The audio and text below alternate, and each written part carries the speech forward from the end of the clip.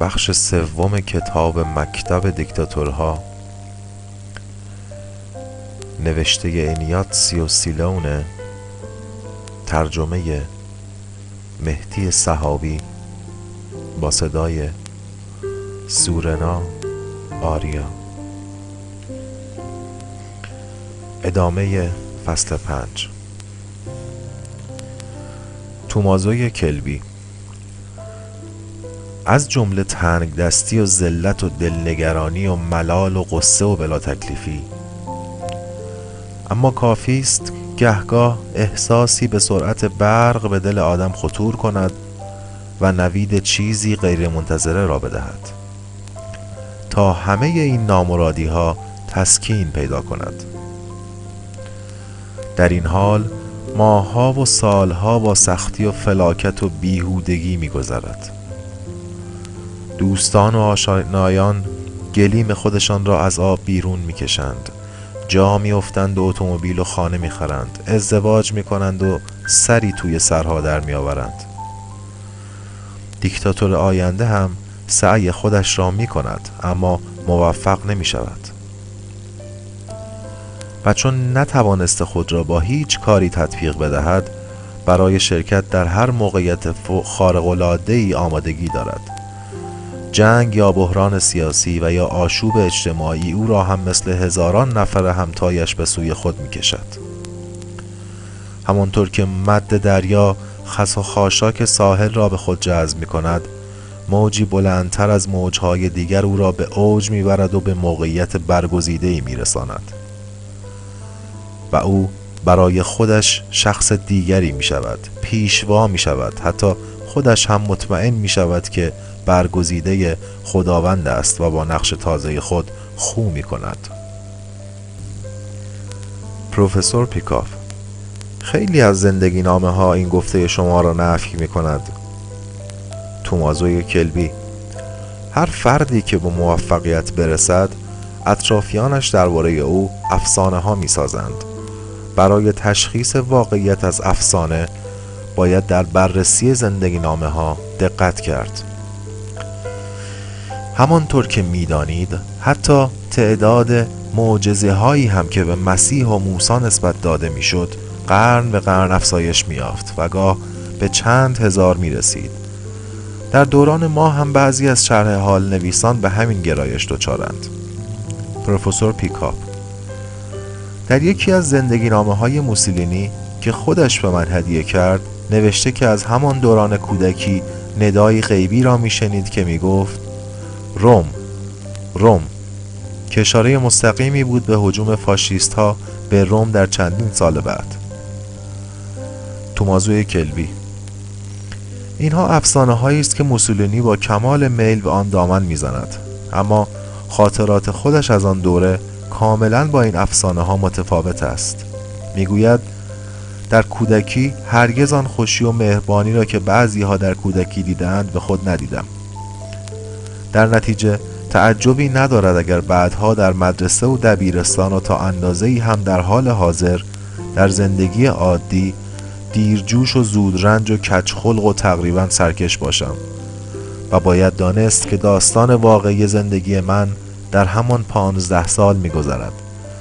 شخصیت من در همان دوره شکل گرفت. حس می‌کنم که از آن دوره تأثیر قاطع گرفتم. در آن زمان بود که همه چیز در درونم شکل گرفت. پروفسور پیکاپ. شنیدم که موسولینی در دورانی که کارگر ساختمانی بود مدتی هم در اینجا در زوریخ کار کرد. تومازوی کلبی. هنوز بعضی از سوسیالیست های ایتالیایی در اینجا هستند که او را به یاد می آورند. واقعیت این است که موسولینی اسماً کارگر ساختمانی بود. تنها چند روزی به کار ساختمان پرداخت و فوراً آن را کنار گذاشت و فقط خاطره آن چند روز کار سخت و خسته کننده را در خود حفظ کرد. همین کافی بوده تا او را کارگر ساختمانی قلمداد کنند. کسانی که در آن زمان او را می شناختند تعریف می کنند که با کمک‌های مختصر گروه‌های سوسیالیست سر می‌کرده است. پروفسور پیکاپ. هیتلر در نبرد من نوشته که از همان دوران کودکی در جر و بحث با همشاگردی‌ها به استعداد سخنوری خودش پی برده است. تومازو کلبی: آنچه او به عنوان جهر و بحث از آن یاد کرده در واقع مناقشات خشونت‌آمیزی بوده که گهگاه او را از تنهایی همیشگیش بیرون می‌کشیده است. کینه‌ورزی هیتلر یک خصلت موروثی بود. پدرش به کفش‌دوزی اشتغال داشت، اما این را حرفه خفت‌آوری می‌دانست. بعد از رنج و مشقت بسیار توانست به آن چیزی برسد که آرزوی هر اتریشی بود: کارمندی دولت. کارمندی دونپایه، اما به هر حال کارمند دولت. پدر هیتلر میخواست که پسرش هم به استخدام دولت درآید، اما او موقعیت برجسته تری را آرزو میکرد و میخواست نقاش بشود. در 16 سالگی پدر و مادرش را از دست داد و به یک بیماری وخیم ریوی دچار شد. بعد از آنکه در امتحانات دبیرستانی رد شد، بی آنکه مطلقاً دست به هیچ کاری بزند، 2 سال آخر زندگی مادرش را در کنار او در خانه گذراند. همانطور که خودش بعدها تعریف کرده، پدرش پیش از مردن او را جوانی می‌دانست که دیگر در زندگی شکست خورده است. هیتلر که استعداد نقاش شدن نداشت و فاقد مدارک تحصیلی لازم برای شرکت در امتحان ورودی دانشکده معماری بود، ناگزیر به حرفه طراحی رو آورد. با همکاران خود هیچ تماس نزدیکی نداشت. خودش تعریف کرده که غذایش را هم تنها می‌خورد. نمی‌توانست با محیط کار تازه خود کنار آید و به سرنوشت خفت‌آمیز خود فکر می‌کرد. دعوت به نام‌نویسی در سندیکا را رد کرد، چون نمی‌توانست به خود بقبولاند که حقوق بگیر شده است. حال از آلمان سری به ترکیه بزنیم. تفاوت میان میزان پیشرفتگی دو کشور قابل ملاحظه است و این دو رژیم دیکتاتوری را نمی شود با هم مقایسه کرد. اما فعلا چگونگی پرورش شخصیت دیکتاتور آینده برای ما مطرح است. آرمسترانگ در زندگی نامه مصطفی کمال می نویسد که پدر و مادر او با همه زرنگی و پشتکاری که داشتند فقیر بودند. پدرش کارمند دونپایه‌ای بود که در ساعات فراغت کارهای مختلفی برای خود دست و پا می کرد. زمانی که او مرد، مصطفی کمال فقط 9 سال داشت و مادرش برای سکونت به روستا رفت. مصطفی پسرکی کم حرف و نجوش بود. در برابر سرزنش و تنبیه واکنشی شدید و عصبی نشان میداد. دوستی نداشت. 11 ساله بود که برای تحصیل در دبیرستان به سالونیک رفت. رفتار خشنش خیلی زود همشاگردی ها و آموزگاران را از او منزجر کرد تا اینکه از دبیرستان اخراج شد. یکی از عموهایش او را واداشت تا در دانشکده افسری نام‌نویسی کند. در آنجا هم رفتاری نفرت انگیز داشت، اما خوب درس می‌خواند. جوانی متکبر و غیر قابل تحمل شد. نمی‌توانست بپذیرد که درس کسی از او بهتر باشد. چشم دیدن رقبای خود را نداشت و آزارشان می‌کرد.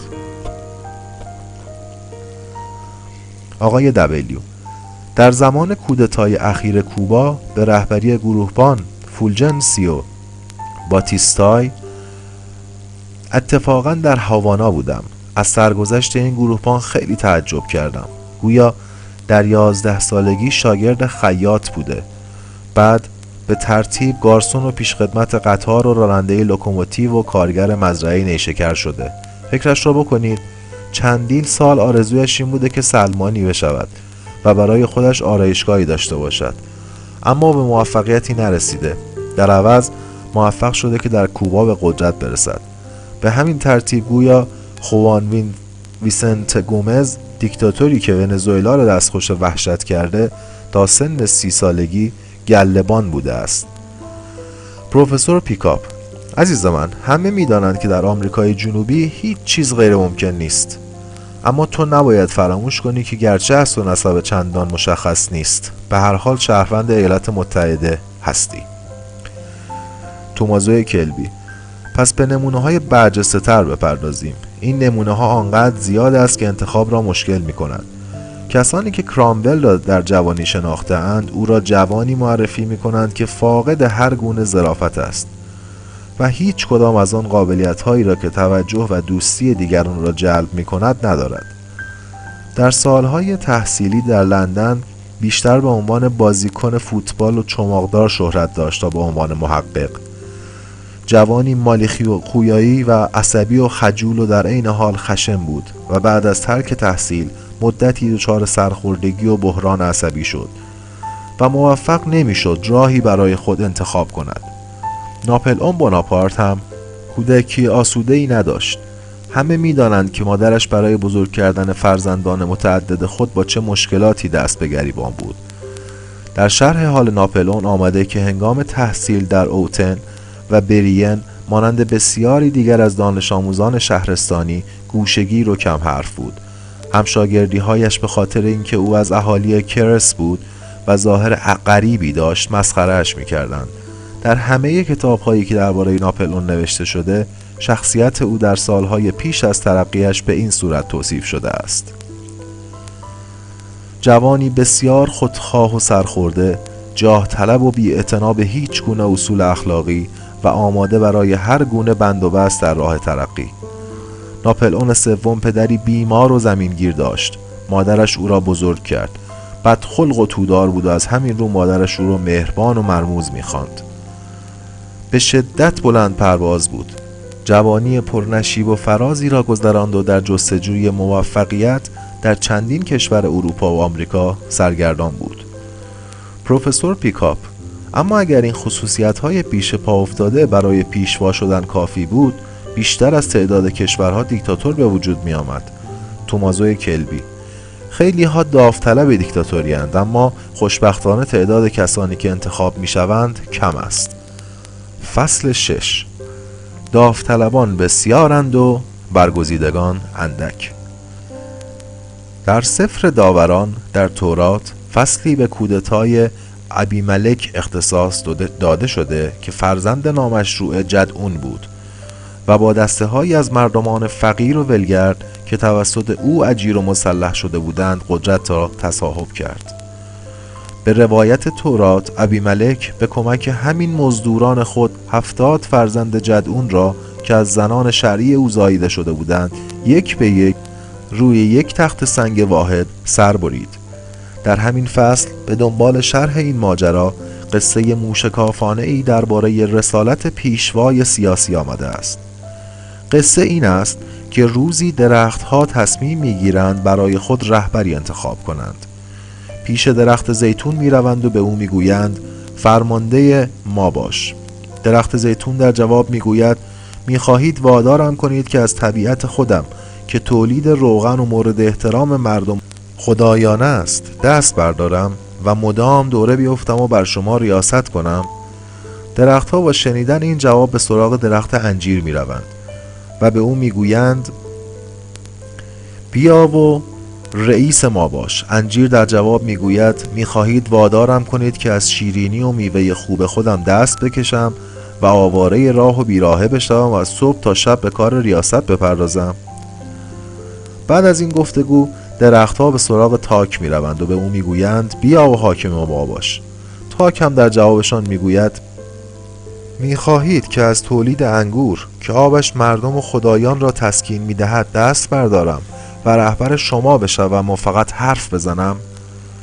بالاخره درختها به سراغ بوته خار میروند و از او میخواهند که حکمران آنها باشد. خار بی تأمل در جوابشان میگوید که اگر صمیمانه میخواهید که من شاه شما باشم بیایید و زیر سایم پناه بگیرید، وگرنه بگذار آتش از خارهایم بیرون بزند و همه تان را بسوزاند و خاکستر کند. این بدون شک یکی از نیشدارترین قصه های تورات است. بوته خار فرمان روایی بر درخت های دیگر را میپذیرد چون کاری از این بهتر از دستش بر نمی آید. آقای دبلیو: فکر میکنید کم کاری است؟ پروفسور پیکاپ: اما هر تاجی تاج خار نیست. توضیح این که اشاره به تاجی بافته از خار که بر سر مسیح مصلوب گذاشته شد. آقای دبلیو: حتی اگر باشد چه فرقی می کند؟ تومازو کلبی: آفرین آقای دبلیو، جواب زیرکانه است. طبیعت یک سیاستمدار واقعی در مقایسه با یک فرد معمولی که خواستها و منافع متعددی دارد شبیه طبیعت بوته خار است که به نظر گیاهی بی‌ثمر و بخیل میرسد، اما در واقع گیاهی است که فقط با بقیه فرق دارد. گیاهی است که به عبارتی بیشتر از دیگران در خودش متمرکز شده است. انسانی که با غریحه سیاستمداری به دنیا می آید نمی تواند خود را با زندگی عادی تطبیق دهد و دیر یا زود راه خودش را پیدا می کند. همینطور که پیش می رود کم کم به بقیه چیزها بی اعتنا می شود و آرمان زندگیش بر یک نقطه واحد که همان سیاست باشد تمرکز می یابد و همین مسئله تنها منشأ غمها و شادیهای او می شود.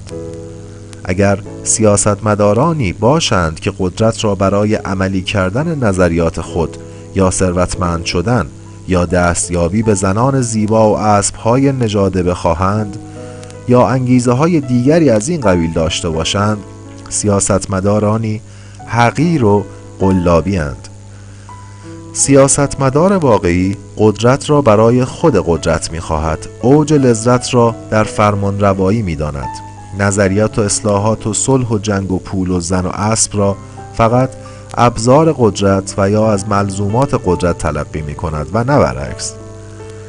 می توانیم از خودمان بپرسیم که آیا این مردانی که در حال حاضر در روم و برلن و مسکو فرمان روایی می کنند واقعا انسانهای خارق العاده ای اند؟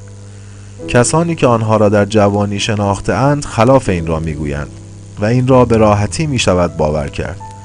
این رهبران به هیچ وجه آدم‌های استثنایی نبودند، اما فوراً باید گفت که آدم‌های معمولی هم نبودند. یک انسان معمولی خواستها و هوس‌های بیشماری دارد. دوست دارد بخورد و بنوشد و سیگار بکشد و زنی داشته باشد. در خانه قناری نگه دارد، تنیس بازی کند، به تئاتر برود، لباس خوب بپوشد، فرزندان خودش را خوب تربیت کند، تمبر جمع کند، شغل خوبی داشته باشد و بسیار چیزهای دیگر. انسان معمولی به هیچ وجه شاخص نمی شود چون نمی تواند از تکاپو برای ارضای خواستهای گوناگون خود دست بکشد. اما کسی که به وسوسه واقعی قدرت دچار است جز خود قدرت هیچ آرزویی ندارد. قدرت سرنوشت اوست، فکر و ذکر اوست، شغل و خانواده و شادی اوست. از آنجا که همه توان بدنیش جذب این نقطه شده، به نظر مردم عادی انسانی خارق العاده می رسد و به این ترتیب بر دیگران سروری می کند، به همان صورت که انسانهای دیگری خود را کاملا وقف خدا می کنند و قدیس می شوند و کسان دیگری تنها برای پول زندگی می کنند و میلیاردر می شوند. پروفسور پیکاپ: چه تفاوتی بین یک دیوانه و کسی که همه زندگی خود را بر یک چیز متمرکز کرده وجود دارد؟ تومازو کلبی: تفاوت در این است که آن چیز چه باشد. البته قابل درک است که قدیسین و میلیاردرها و دیکتاتورها به نظر مردمان عادی افرادی خارق بشری جلوه کنند. اگر همه مردم شیوه زندگی آنها را در پیش بگیرند، دنیا تیمارستان می شود. اکراه مردمان عادی از یک چنین زندگی در همان قصه تورات منعکس است و از زبان درخت زیتون و انجیر و انگور بیان می شود که پرداختن به سیاست را نمی پذیرند. توجه داشته باشید که این درختها نمی گویند که رهبری دیگران را نمی خواهند، بلکه جوابشان این است که نمی توانند، چون به لطف خدا طبیعتشان این است که برای دیگران مفید باشند و به یک زندگی معمولی بپردازند، نه اینکه دوره بگردند و وراجی کنند و فخر بفروشند. آقای دبلیو: بعضی ها معتقدند که هیتلر و موسولینی به معنای واقعی طبی کلمه دیوانه اند.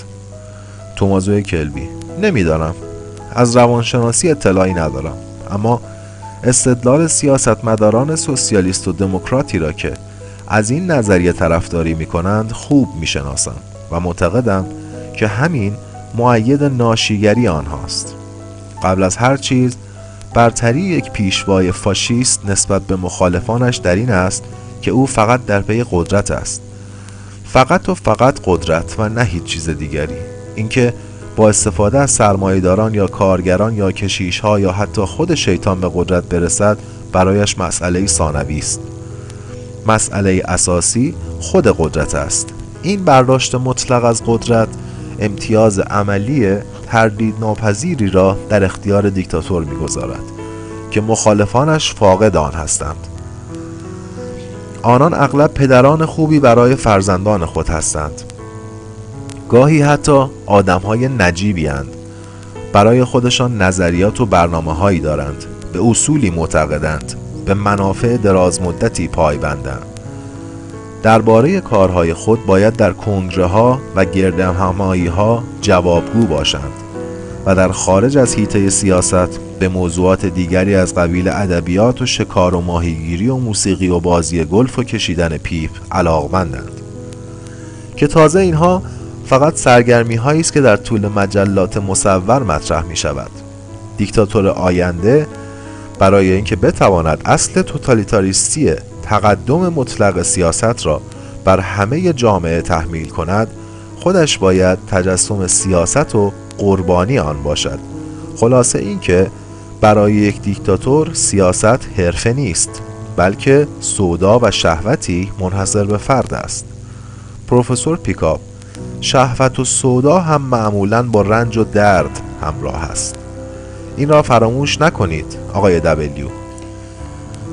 تومازوی کلوی: یونانیان قدیم به خوبی می دانستند که خودکامگی جنبه شهوانی هم دارد. در کتاب جمهوری افلاطون سقراط از خود می پرسد: شاید از همین روست که از دیرباز اروس، توضیح این که اروس خدای عشق در اساطیر یونان، در روانشناسی اروس به مجموعه تمایلات جنسی و خواستهای ناشی از آنها اطلاق می شود، را خودکامه می نامند. سادیسم خاص دیکتاتورها هم یکی از مشتقات بدیهی اروس است. در جریان شورش کارگری منطقه آنکونا در سال 1914 موسولینی نوشت که شرح رویدادها را با همان شادی و شعف حقانی که هنرمند در برابر اثر خود حس می کند به رشته تحریر درآورده است. در آن زمان موسولینی در حزب سوسیالیست فعالیت می کرد، اما همین شیوه بیانش از گرایش فاشیستی او خبر می دهد. پیلسودسکی در خاطرات خود از جنگ اعتراف می کند که از نخستین درگیری های جنگ احساسی هیجان آمیز و شاعرانه به او دست می داده است. احساسی شبیه نخستین عشق و نخستین بوسه دوران جوانی. حتی در کتاب نمردمن هیتلر که کتابی واقعاً غصه آور است، قسمتی وجود دارد که به نحوی استثنایی شاد است و به شرح اولین تظاهراتی مربوط می شود که در جریان آن افراد نازی مخالفان خود را تا حد کشت کتک زدند. در خاتمه مایلم اشاره‌ای به استالین بکنم که عادتاً مردی تودار و دیرآشنا بود، اما همو یک بار با لحنی خودمانی به کامنف گفته بود که لذت بخشتر از این چیزی وجود ندارد که آدم با کمال دقت دامی گریز ناپذیر برای دشمن حزبی خودش تدارک ببیند و بعد برود راحت بخوابد. پروفسور پیکاپ: به نظر شما کافی است که آدم سودای چیزی را داشته باشد تا بتواند آن را تصاحب کند؟ خیلی ها را میشناسم که فقط برای پول زندگی میکنند، اما هیچ کدامشان میلیاردر نشدند. تومازوی کلوی: باز هم میگویم که همیشه تعداد داوطلبه ها بیشتر از تعداد انتخاب شوندگان است. پروفسور پیکاپ: پس خیلی داوطلبان را به کناری بگذاریم و به سراغ گروه کوچک برگزیدگان برویم. آقای دبلیو: به این ترتیب قلمرو گنگ و تاریک روانشناسی را پشت سر میگذاریم و به سیاست برمیگردیم. خب آقای کلوی، انتخاب به چه نحوی صورت میگیرد؟ تومازو کلبی: این انتخاب یک عمل ساده و آنی نیست، بلکه روند پیچیده‌ای دارد. اگر به اندازه کافی دقت و حوصله داشته باشیم می توانیم عناصر عمده آن را بررسی کنیم. پروفسور پیکاپ: اجازه می دهید من نظر خودم را بگویم؟ بله، پیش از هر چیز لازم است که دیکتاتور آینده به خودش اعتقاد داشته باشد. شبی در اواخر پاییز کاردینال فوش در حال گفتگو با ناپلئون بود و از دستگیری پاپ پی هفتم اظهار تأسف می کرد. ناپلئون از او پرسید که آیا در آن آسمان ابری چیز تازه‌ای به چشمش می خورد یا نه؟ کاردینال جواب منفی داد و آن وقت بود که ناپلئون به او گفت پیش خودمان بماند. من در دل این آسمان ستاره اقبال خودم را می بینم. هانری دو سن سیمون در سن 15 سالگی به پیشخدمت خودش دستور داده بود که هر روز صبح او را بیدار کند و بگوید جناب کنت بلند شوید، خیلی کارهای مهم هست که باید انجام بدهید. بعدها همون نامه‌ای برای لویی 18 فرستاد که اینطور شروع می شد: والا حضرتا، به ندای خداوند که بر زمان من جاری است گوش فرا دهید. تومازو کلبی: چرا کنت سن سیمون چنین مأموریت عجیبی به پیش خدمت خودش داده بود؟ دانستن انگیزه او خالی از فایده نیست. آیا می ترسید که کارهایی را که باید هر روز بکند از یاد ببرد؟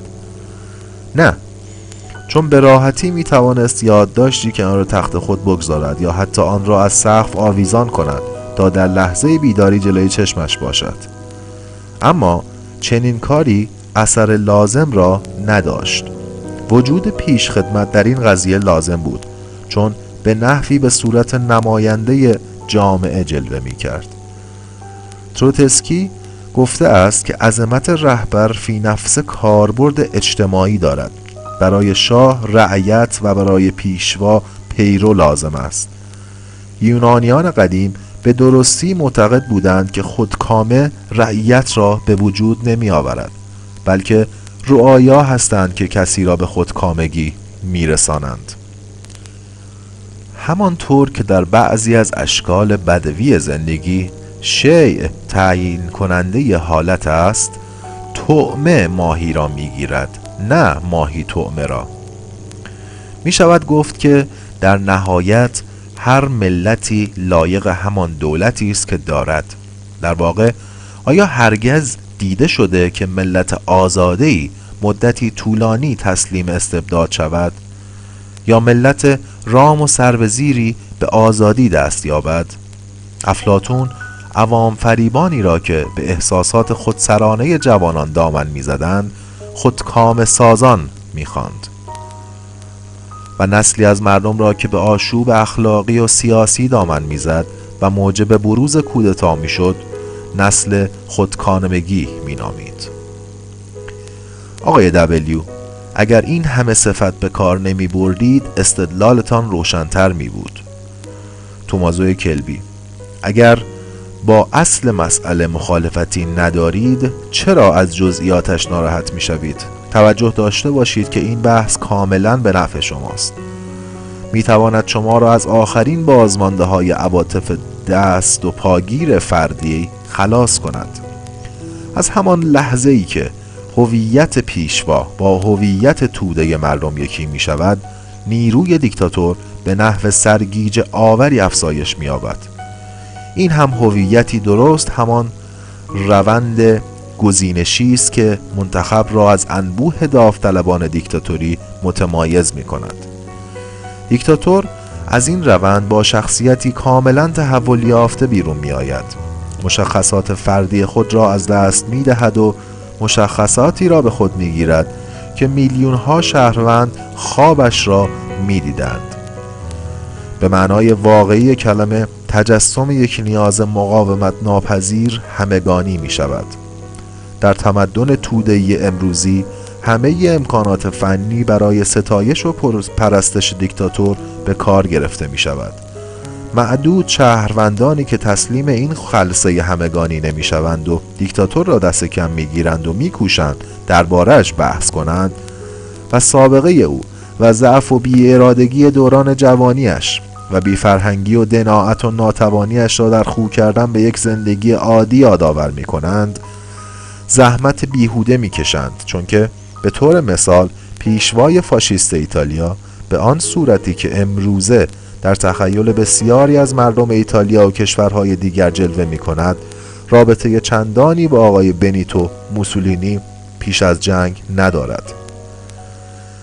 درست است که آن آقا اولین گروه‌های فاشیست را پایه‌گذاری کرد، اما جنبش فاشیسم بود که بعدها پیشوا را به وجود آورد و مجموعی از خصلت‌های خوب و بد و آرمان‌های من ایدئالی میلیون‌های ایتالیایی را در او که فرد بیش و کم پیش پا افتاده‌ای بود متبلور کرد.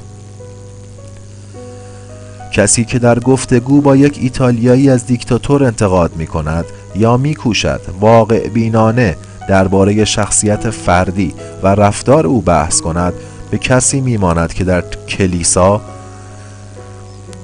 به زن متعصبی بگوید خواهر محترم، هیچ متوجه هستید که این مجسمه سنت آنتونیو که جلویش زانو زده اید مجسمه مقوایی و بازاری است و هیچ ارزش هنری ندارد؟ خواهر محترم چشم گوینده چنین حرفی را از حدقه بیرون می کشد. انتقاد از پیشوا در حضور کسی که به او معتقد است به منزله حمله به جنبه‌ای از شخصیت خود اوست که تعالی یافته و به کمال رسیده و او به اتکا به آن مشکلات زندگی محقرانه خود را تحمل می کند و به خود تسکین می دهد. همین رابطه تنگاتنگ میان هویت پیشوا و هویت توده‌های مردم است که یک پارچگی تشکیلاتی حزب‌های دیکتاتوری را به وجود می آورد.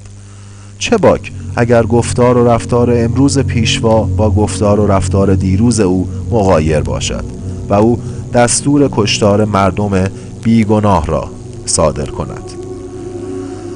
محکمترین پیوندی که میان پیشوا و توده‌های طرفدار او وجود دارد پیوند ایدئولوژیکی یا اخلاقی یا برنامه‌ای نیست. یک فاشیست یا کمونیست فکر می کند که وقتی رهبر من چنان کاری را می کند حتما برای خودش دلیلی دارد و از آنجا که چنین فردی کاملا مطمئن است که دلیل عدم موفقیت خودش در زندگی این بوده که بیش از اندازه ملاحظه می کرده و به اندازه کافی زرنگ نبوده است، از اینکه رهبرش تا این اندازه زرنگ و قوی است و می تواند به خوبی مخالفان خودش را نابود کند احساس غرور هم می کند.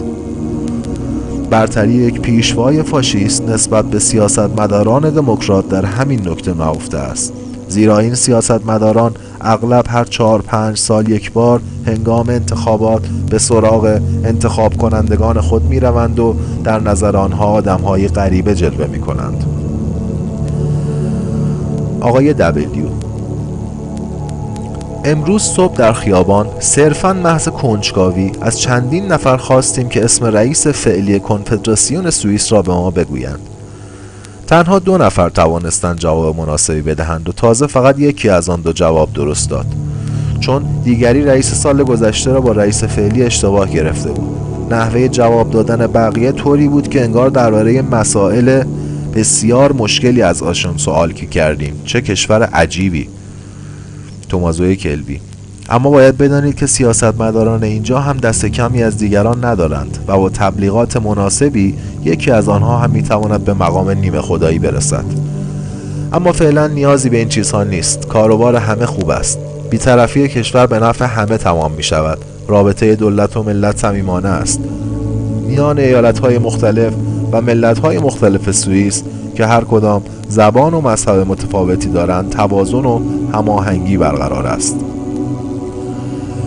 به همین دلیل در سوئیس مسئله تطابق هویت اجتماعی توده ها با رهبران سیاسی هنوز در مرحله چند خدایی به سر میبرد. فصل 7 درباره حزب کسی که میخواهد دیکتاتور شود. آقای دبلیو: در روم با عده زیادی از وابستگان حزب حاکم آشنا شدیم. دانشگاهیانی که مثل دریا سالارها لباس می پوشیدند، ژنرال هایی که مثل ماهی فلسدار سینه‌شان پوشیده از مدال و نشان بود، کشیش هایی که بوی عود می دادند و خانم های اشرافی که بوی نفتالینشان آدم را گیج می کرد. در همه جا با کنجکاوی و شوخی از ما استقبال می کردند، انگار دوتا سرخ پوست بودیم. آنهایی هم که لطفی داشتند و ما را به کافه یا رستوران دعوت می کردند، همیشه با عمه و دایی و خاله و عمو و بر و بچه هایشان می آمدند و همیشه هم این افتخار را به ما می دادند که صورت حساب را ما بپردازیم. اما مسئله‌ای که فعلا می خواهم مطرح کنم این نیست، بلکه این واقعیت است که پیروان من در آمریکا آدم‌های نوع دیگری هستند. بنابراین چطور می شود مسئله ما را هم به همین شیوه مطرح کرد؟ تومازو کلبی: چرا اینقدر عجله دارید؟ بعد از اینکه به قدرت رسیدید، همه این شعرا و اسقف‌ها و ژنرال‌ها و خانم‌های اشرافی و شوالیه‌هایشان به شما رو می آورند. از بعضی استثناها که بگذریم، همه اینها مثل مگس دور شیرینی یا اگر ترجیح می دهید مثل موش دور قالب پنیر به طرف قدرت جذب می شوند. همینها که در یک رژیم دموکراتیک دموکراتند، طبعاً در رژیم فاشیستی فاشیست می شوند و زیر علم داس و چکش کمونیست از آب در می آیند. شاید از رفتار کشیش ها تعجب کنید، اما باید بدانید که از پیش از مسیحیت هم به ما گفته بودند که خدایان همیشه از فاتحان خوششان می آید. کلیسا بعدها بر این برداشت صحه گذاشت و گفت که حاکمیت منبعث از خداست، اما در مورد خانم ها همه می دانند که ونوس زیبا و لطیف همیشه کشش خاصی به طرف مارس خدای زور و قدرت داشته است. پروفسور پیکاپ: در این مورد من هم با شما موافقم، اما آقای دبلیو دلیل شک و تردید خودش را آنطور که باید و شاید بیان نکرد. واقعیت این است که او نه تنها هیچ کدام از این قشرهای مورد بحث را که همیشه از قدرتمندان پیروی می کنند دنبال خودش ندارد، بلکه از هیچ سازمان و تشکیلاتی هم که قابل مقایسه با حزب فاشیست و حزب نازی در زمان پیش از به قدرت رسیدنشان باشد برخوردار نیست. البته ماه به ماه بر عده پیروانش افزوده می شود و خیلی ها هستند که او را رهبر فردا و دیکتاتور آینده آمریکا می دانند، اما فاقد یک حزب واقعی است. حزبی که در ادبیات فاشیستی در مقام تمایز با حزب‌های دیگر به عنوان انبوهی از شعور و اراده همچون تخت سنگ خارا یا سپاهی پولادین در راه جانبازی و همانند تن و جان واحدی به فرمان پیشوا توصیف می شود. تومازو کلبی: تازه متوجه می شوم که برداشت شما از چگونگی پیدایش و تحول یک حزب فاشیستی برداشت نادرستی است. اگر به طور مثال نوسانهای ترکیب داخلی حزب فاشیست ایتالیا را بررسی کنید، به وضوح متوجه می شوید که این ترکیب در هر کدام از مراحل تحول سیاسی پرفراز و نشیب آن تغییر کرده است. اولین دسته های فاشیستی که در سال 1919 در شهرهای بزرگ ایتالیا به وجود آمد، تقریباً به طور انحصاری از داوطلبان سابق جنگ و افسران از خدمت مرخص شده و معلولین و سربازان واحدهای ویژه جنگ و دانشجویان تشکیل شده بود. در سال 1920 با پشتیبانی زمینداران بزرگ و با پیوستن دهقانان خرده مالک به جنبش فاشیست، این جنبش در روستاها هم گسترش یافت. این گروه‌های اخیر که در جریان جنگ ثروتی به هم زده بودند، خواستهای صنفی کارگران اجیر و روزمزد کشاورزی را تهدیدی بر ثروت خود می‌دانستند و برای مقابله با این تهدید به جنبش پیوستند. در این دوره بود که دانونسیو فاشیسم را بردهداری زراعی مینامید. اما در سالهای 1921 و 1922 پس از شکست سوسیالیست ها در اشغال کارخانه ها، شهرها هم یکی پس از دیگری به دست فاشیسم افتاد. گرچه عده کمی از کارگران هم به این جنبش پیوستند، اما اکثر کسانی که به آن رو می آوردند از پیشوران و کسبه جزء و صنعتگران خردپا و تکنسین ها و بیکاران و مهاجران غیر شاغل بودند. در سال 1923 پس از راهپیمایی به طرف روم و اشغال آن، گروه های عظیمی از کارمندان دولتی، کارگران و تکنسین های مؤسسات بزرگ وابسته به دولت، سیاستبازان شهرستانی و اعضای حزب های بورژوایی ورشکسته به حزب فاشیست هجوم بردند. بالاخره در سال 1925 به گفته خود موسولینی، حزب فاشیست سرتاپا بازسازی شد و این بازسازی پیامد ناخشنودی گروه‌های حزبی از سیاست اقتصادی و مالی دولت و همچنین ناشی از نارضایی بسیاری از عناصر فاشیست در جریان بحران ماتئوتی بود.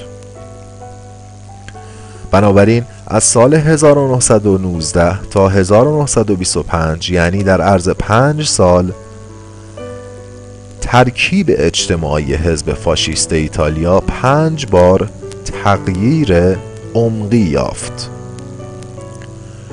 تغییر و تحولاتی که حزب ناسیونال سوسیالیست آلمان یا حزب نازی پیش از رسیدن به قدرت به خود دید، از این هم پیچیده تر و بحرانی تر و گسترده تر بود. اولین هسته هایی که از آغاز سال 1919 تا اواسط سال 1921 به صورت حزب کارگر آلمان در مونیخ و حزب اجتماعی آلمان در نورنبرگ به وجود آمد، عمدتاً از افسران واحدهای آزاد و روزنامه‌نگاران و پزشکان و پیشوران ورشکسته و کارمندان و دانشجویان و چند تنی از کارگران مخالف با سازمانهای کارگری تشکیل می‌شد. انجمنهای جدایی طلب ایالت باواریا در آن زمان اکثریت داشتند و تحت نفوذ قابل ملاحظه آنها حزب نازی به صورت حزب قشرهای متوسط ناراضی شهری درآمد. حتی پس از آن که هیتلر در اواخر ماه ژوئیه 1921 پایه‌گذاران حزب را تصفیه کرد و خود را به رهبری رساند، وضع حزب همچنان به همان صورت بود. حزب نازی در سالهای 1922 و 1923 اعضای بیشتری را حتی در شهرهای خارج از باواریا به سوی خود جلب کرد. اما تا زمان کودتای نوامبر 1923 که به نحو خفت‌آوری شکست خورد، تاکتیک ضد پارلمانی و همچنین خودداری حزب نازی از درگیری‌های تازه این امکان را برایش به وجود آورد که برای مدتی رهبری قشرهای دهقانی را به دست گیرد. این قشرها که از تورم موجود بسیار سود برده بودند، از حزبهای محافظه‌کاری که به تورم پایان دادند ناراضی بودند. در شمال آلمان که حزب نازی در آن غیرقانونی اعلام شده بود، حزب مردمی آلمان پا گرفت که بخش عمده اعضای آن را نظامیان و زمینداران تشکیل می‌دادند. اکثر اعضای این حزب بعداً مستقیما به حزب نازی پیوستند. در اواخر 1924 در حالی که هیتلر به خاطر کودتای نافرجام سال گذشته در زندان بود، حزب نازی دستخوش بحران عمیقی شد که در نتیجه به 2 گروه انشعاب یافت و بخش عمده پیروان خود را از دست داد. بهبود اقتصادی سال بعد که با پرداخت وام‌های آمریکایی به آلمان به اوج خود رسید، به نفوذ نازی‌ها در مناطق روستایی پایان داد. از 1925 تا 1929 هیتلر مجبور شد حزب خود را بر پایه‌های تازه‌ای بنا کند و در این راه از هر امکانی به نفع خود بهره می‌گرفت و با همه گروه‌هایی که به او رو می‌آوردند متحد می‌شد. در ایالت رنانی با پیروان گرگور اشتراسر و گوبلز که عمدتاً از کسبه جزء ورشکسته و همچنین گروه‌هایی از کارگران بیکار تشکیل می‌شدند، در شرق آلمان با گروه‌های کثیری از اعضای سابق حزب‌های سوسیال دموکرات و کمونیست که اوتو اشتراسر رهبریشان می‌کرد، با گروه‌هایی از کارمندان دولتی که پشت سر یک ناسیونالیست آلمانی به نام اشتروهر رهبر یک انجمن کارمندی گرد آمده بودند، با گروه‌هایی از جوانان روستایی بیکار و با گروه‌هایی از زمینداران ایالت پومرانی و ایالت‌های دیگر و بالاخره در همه شهرهای دانشگاهی با گروه‌های پر جنب و جوشی از دانشجویان که مطمئن بودند فارغ التحصیل شدنشان مرادف با بیکاری است، هنگام آغاز بحران بزرگ سال 1929 حزب نازی دارای پایگاه‌های محکمی شده بود که گسترش غولاس‌های آن را در سالهای بعد ممکن می‌کرد. کسبه خرده‌پای شهری که دستخوش ورشکستگی بودند خیلی زود ستون فقرات حزب نازی را تشکیل دادند و در کنار آنها گروه‌های روزافزونی از کارمندان و صاحبان مشاغل آزاد که در آن سالها عده‌شان بی اندازه گسترش یافته بود به حزب رو آوردند. در سال 1930 حزب نازی موفق شد رهبری جنبش دهقانی را در چند منطقه و به ویژه در شمال آلمان به دست بگیرد و تمایل به شورش را که از سالها پیش در مناطق روستایی غلیان داشت تحریک کرد و به اوج رساند. در مقابل نفوذ حزب نازی در میان پرولتاریای صنعتی به شدت دستخوش تزلزل بود و حزب کمونیست فعالانه در برابر آن ایستادگی می‌کرد.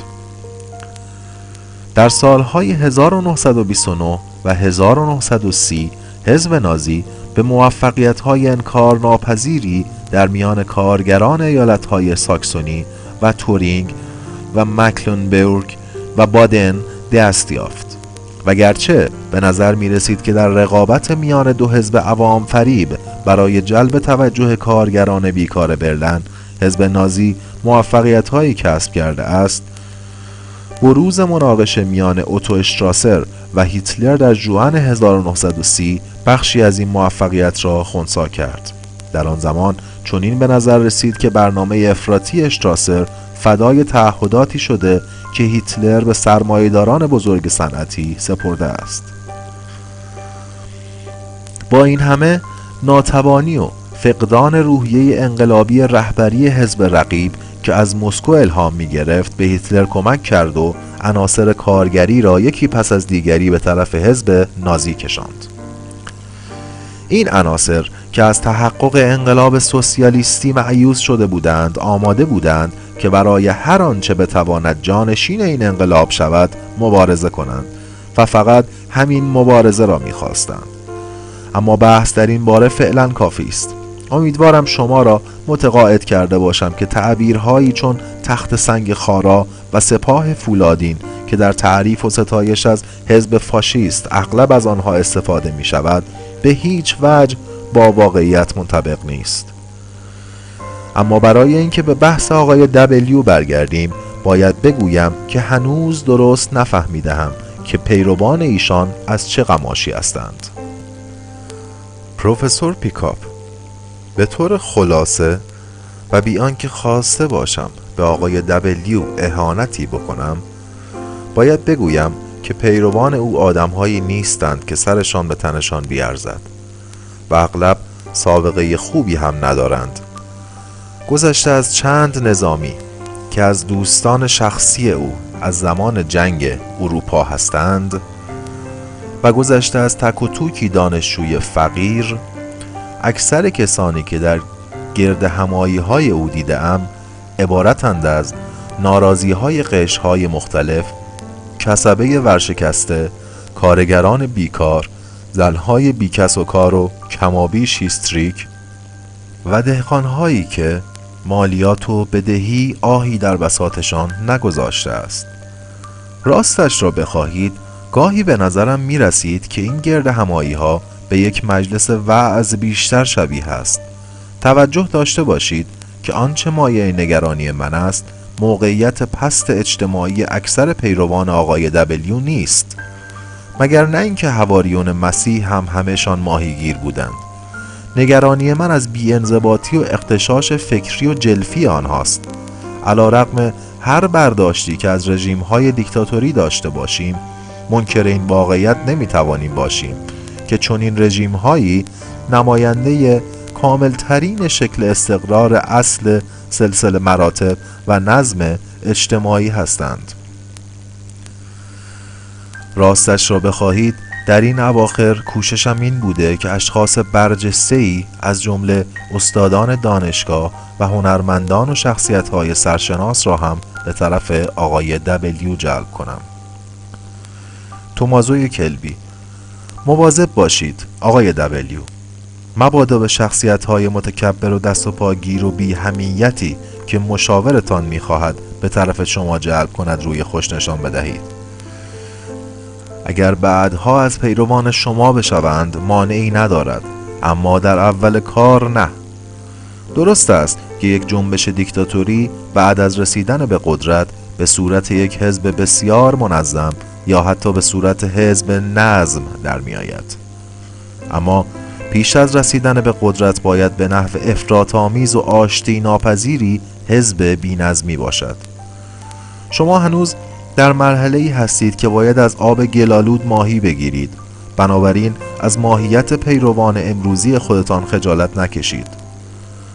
از دولت سر همین ها می شود گفت که جنبش شما نه تنها از سنت حزب‌های فاشیست و نازی پیروی می کند، بلکه با سنت باستانی حزب‌های دیکتاتوری همه زمانها مطابقت دارد. بدون شک نکته‌ای را که خود پروفسور پیکاپ چند روز پیش درباره خودکامگان یونان قدیم گفت فراموش نکرده اید. پروفسور پیکاپ: اگر مسئله را از این جنبه بررسی کنید طبعا من هم با شما موافقم.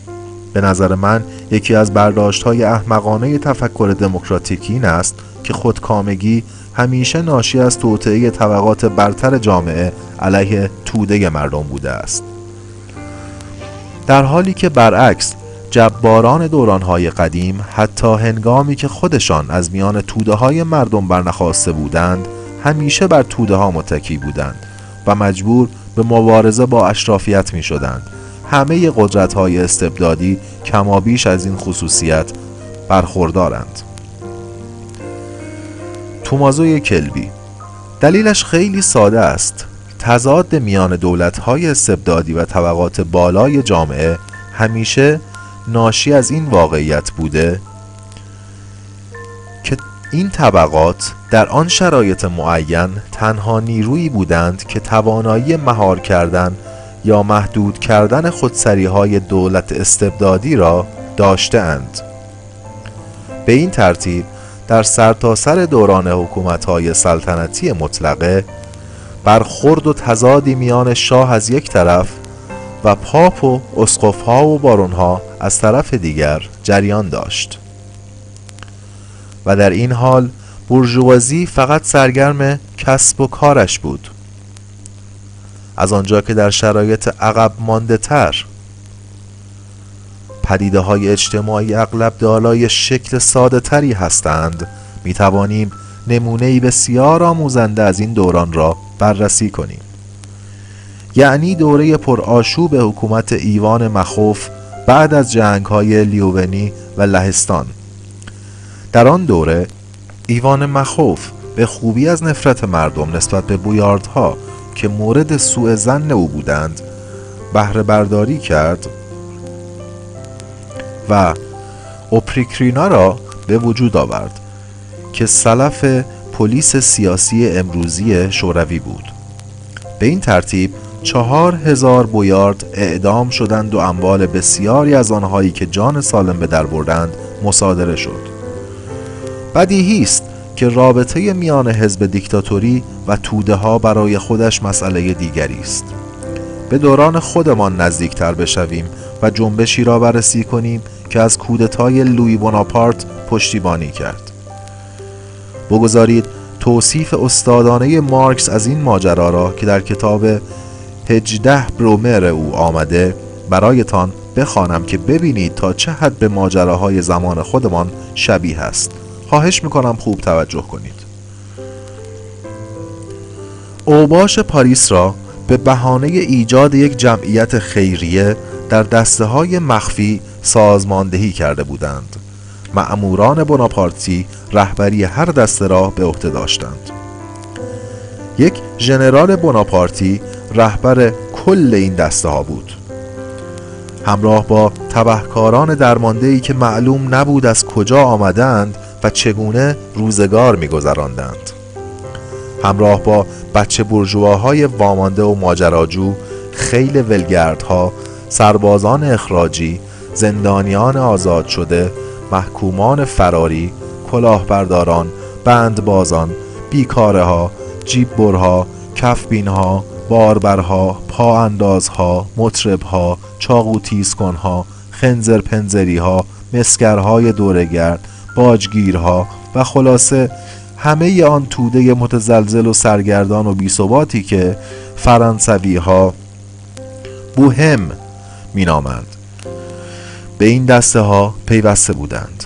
بوناپارت با استفاده از چنین عنصری که خود نیز به آن بسیار نزدیک بود بدنه اصلی جمعیت 10 دسامبر را به وجود آورد. جمعیت خیریه؟ بله، به این معنی که همه اعضای آن مانند خود بوناپارت این نیاز را حس می کردند که سوار بر گرده ملت زحمتکش خود را به خیر و برکتی برسانند. چهره واقعی، چهره آشکار و بی‌پرده بوناپارت همین است. رهبری اوباشان را به عهده می‌گیرد و اینان را تأمین کننده منافع شخصی خود می‌داند.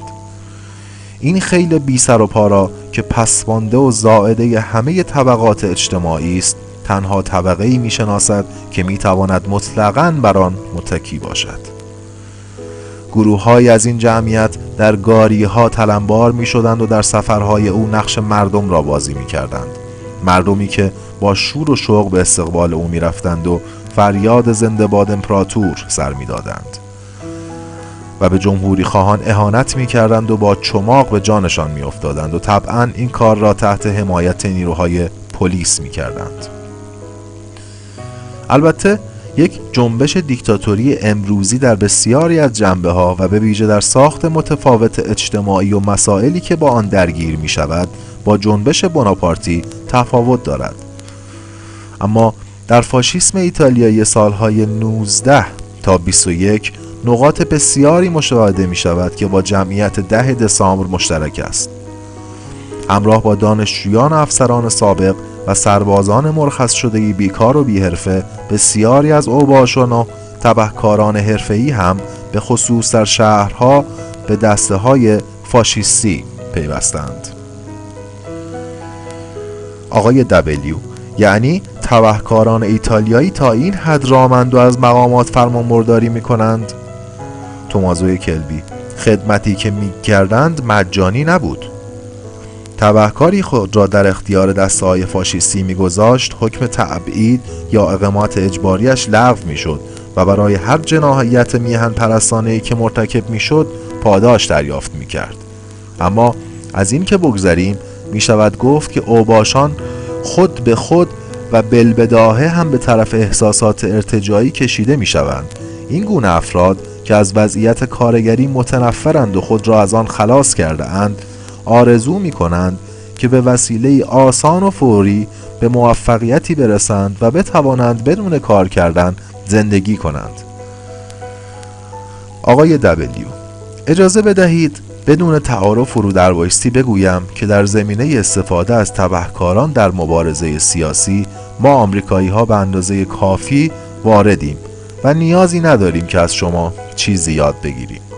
تومازو کلبی: ویژگی جنبش فاشیستی در این است که پس از برخورداری از حمایت ارباب‌ها و مقامات نظامی و پلیس سیاسی فوراً خود را به استقلال سیاسی می‌رساند و پا را از محدوده‌ای که حامیانش می‌خواستند فراتر می‌گذارد. می‌دانیم که این حامیان به ایجاد بسیاری از بخش‌های جنبش فاشیستی کمک می‌کنند و هدف ضمنی یا علنیشان این است که آن را به عنوان وسیله‌ای به کار بگیرند و سپس خود را از آن خلاص کنند. اما این جنبش به زودی در پی خودمختاری سیاسی برمی آید. از محدوده‌ای که حامیانش می‌خواستند فراتر می‌رود و به جایی می‌رسد که خود را نامزد فرمانروایی کشور می‌کند. رمز این موفقیت حزب فاشیست عمدتاً ناشی از جایی است که این حزب در جامعه اشغال می‌کند. جایی بینابین طبقه حاکم که توانایی تأمین خواستهای جامعه را ندارد و اپوزیسیونی که نمیتواند خود را جانشین آن طبقه کند. حزب فاشیست برای اینکه بتواند چنین جایی را به بهترین وجه اشغال کند و به کمال موفقیت برسد به این چیزها احتیاج دارد: پیشوایی که دیوانه‌وار خواستار موفقیت باشد و در عوام فریبی مرزی نشناسد، توده‌ای از افراد آسمان جل و ورشکسته و وامانده و نومید، توده‌ای که از طبقه حاکم و حزب‌های قدیمی و از جمله حزب‌های به اصطلاح انقلابی بریده باشد، توده‌ای که جنگ را شناخته و در آن به مرگ خو کرده باشد. فکر می‌کنم اگر چنین حزبی در دوران ما تشکیل بشود کاملاً امکان موفقیت دارد.